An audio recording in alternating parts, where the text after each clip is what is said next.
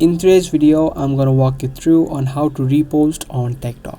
So if you come across a video that you like and you also want to repost it on your account, you can easily do that.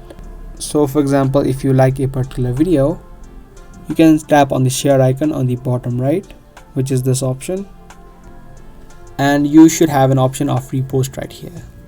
Now the only case you wouldn't have this option is if the creator of the video has not allowed it. But if they have, you can simply tap on this repost option right here, and you can see it says you reposted. Now other than that, you can also add in a comment to your particular repost. Now the one thing that you need to know is that the videos that you reposted won't show up on your profile. So if I open up my profile real quick, you can see that the video that I just reposted has not shown up. That's the way it is, and you cannot change it, but it will show up on this tab right here. But this is a private tab and other people won't be able to see it. Now if you want to remove that particular repost, you do the same process. Tap on this share icon and tap on remove repost, and that repost will also be removed from this section.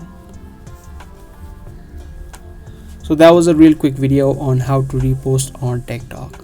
I hope this video helped you out. If it did, make sure to subscribe and also give this video a thumbs up. That's all for today. I'll see you in the next one.